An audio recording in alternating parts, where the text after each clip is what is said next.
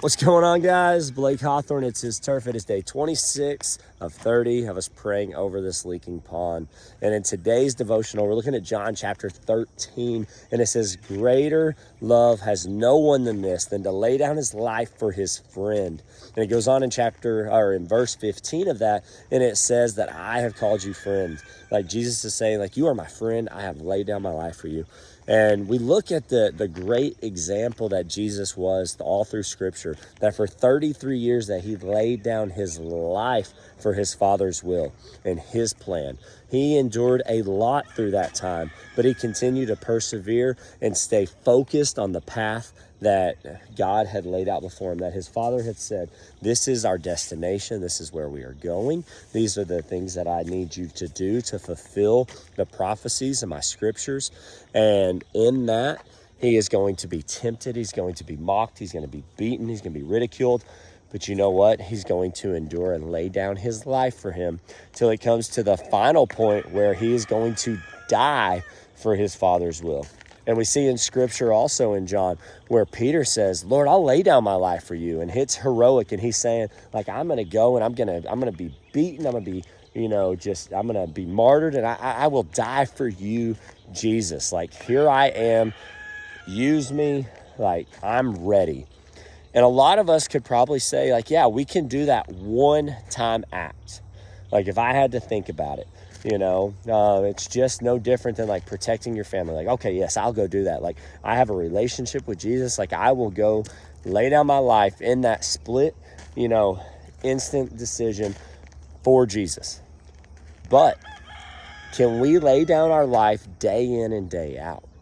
Can we die to our own desires and our own fleshly needs and wants to allow the Father's will to be fulfilled? Because you see, the Father's will for your life is so much grander than what you could ever fathom. God has great plans for you, and he's going to use you in a great way. Doesn't mean you're not going to have more than your needs. He's going to provide your needs. We know that in Scripture. It says, just as the grasses of the field and the birds of the sky are taken care of, so much more does your Father care for you. Like, he's going to handle your needs when you pursue him. When you're generous, he's going to bless you beyond, because he's going to use you to go out and to bless others and to love them. But can you die to yourself and your daily wants, and in the day in and day out, the monotony, like just the normal, average, routine days, can you continue to pursue the Father's will? Because in those moments is where it gets difficult.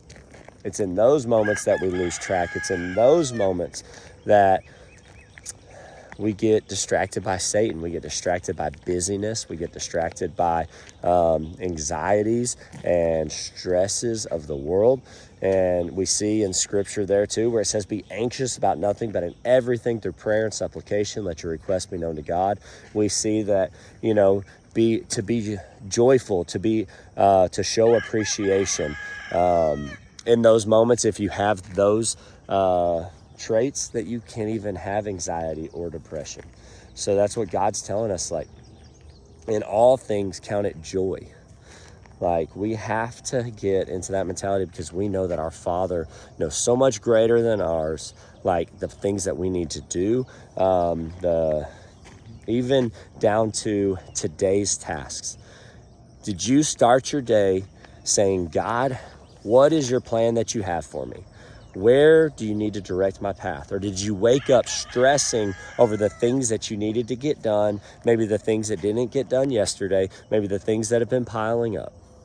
Because that's where I was yesterday, stressed over all the things that were piling up and not focusing on the opportunities that God was going to be laying out in front of me for him to use me for his glory.